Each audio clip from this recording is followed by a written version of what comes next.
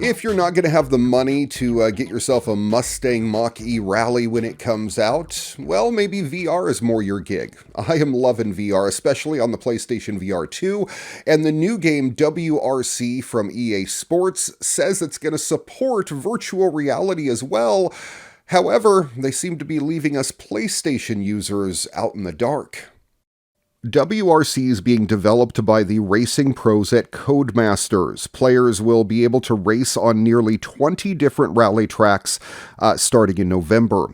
Good news for VR fans, though. WRC gets a virtual reality mode, just not for PSVR 2. WRC is a racing simulation with the official license of the FIA World Rally Championship and will be released on November 3rd for PC, PlayStation 5, and Xbox. The game's official Steam page also mentions a VR mode. However, this will not be available on the official release date of the game, but will be added via an update later on. When exactly is not yet known. Although WRC will also be released for Sony's current PS5 console, the VR mode is listed as exclusive to PC. PlayStation users will be left out in the cold, it seems. Whether Codemasters and EA Sports will bring the mode to Sony's VR headset at a later date is unknown. Until then, PlayStation VR 2 players will just have to make do with Gran Turismo 7, which is honestly the best game for the PlayStation VR 2. I haven't even been a racing fan for many, many, many years, and this game has got me hooked once again. Definitely one to check out, and hopefully WRC will bring us VR mode for the PlayStation VR 2 in the future as well. Sometimes you ask the question, why? And you just don't get an answer. But some legend has spent years building Portal for the N64, and he's actually done it. I love the sub-headline on PC Gamer for this story. It says, "This guy is some sort of Nintendo Jedi." And I would definitely have to agree. Several years ago, PCG reported on the early stages of a project by programmer James Lambert, who really loved the N64 and decided, for the heck of it, to make a version of Portal that runs on the hardware's first release in 1996. Well, Lambert is clearly the type of person who commits to something and then follows through, because he's spent since then working on it. And seemingly, it's one of the most impressive homebrew games ever. Perhaps it helps if you had and loved the N64 as a child, because it is incredible how much of Portal this manages to capture, from the brilliant central mechanic itself to things like the object physics and the lighting. The opening cutscene is quite awesome too. The fact that Lambert insists on playing this through an actual N64 rather than an emulator is simply amazing. The first time PC Gamer covered this story, it was because Lambert managed to get the portal gun itself working several years on. He's added almost everything that is in Portal, from shell to the voice acting to the flickering chamber signs to the menacing orange glow.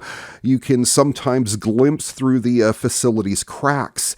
As you watch the video and see Lambert discuss how he's fixed the cube's physics issues when putting them through the portals, mentioning that you can see the lighting boundaries affecting its surface. It couldn't be clearer just what a labor of love this has become. It is an incredible achievement, even if Lambert still has a laundry list of stuff to add and fix, including Rumble Pack support for the N64.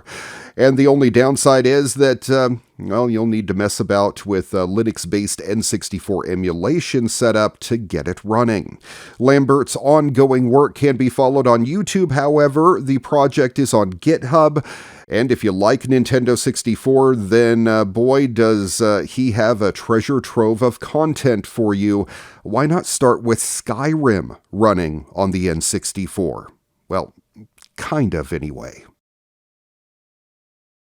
All right, honestly, I am a VR gamer. However, there are some games that I just can't get behind. Power Wash Simulator is one of them. I don't get it. I don't play it. I don't understand it. But this is a gaming show and it's a popular game, so I'm going to talk about it here. Otherwise, I'd kind of, leave it off to the side. I do, however, love Back to the Future, and they decided to marry the two together in an interesting DLC. Yes, as it turns out, time travel can be filthy work. It seems that the DeLorean's Doc Brown and Marty McFly visited various historical periods that were particularly mucky, and you'll soon have the chance to clean it up. That's because a Back to the Future expansion is on the way to Power Wash Simulator, a self-explanatory game that turned out to be one of 2022's biggest surprise hits for some reason. It's Power Wash Simulator's latest notable crossover following Final Fantasy VII, Tomb Raider, and SpongeBob SquarePants. A Warhammer 40k expansion is also on the way. The classic time machine isn't the only thing you'll get to clean with a virtual high-pressure blast of water in the upcoming DLC. It also features Doc Brown's van, the Hill Valley Clock Tower, the Holomax Theater, and the Time Train. There will be 10 more achievements or trophies to snag as well. The Back to the Future expansion will arrive later this year for simply $8.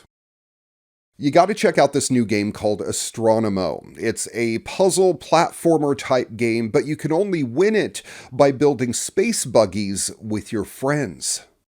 Yep, so you're going to have to gather some friends together for Astronomo. It's a new co-op game that'll have you exploring the solar system by building contraptions capable of getting you from point A to point B. It's coming to us from Coastlink, the publisher of Fog, so we have high hopes for this creative endeavor.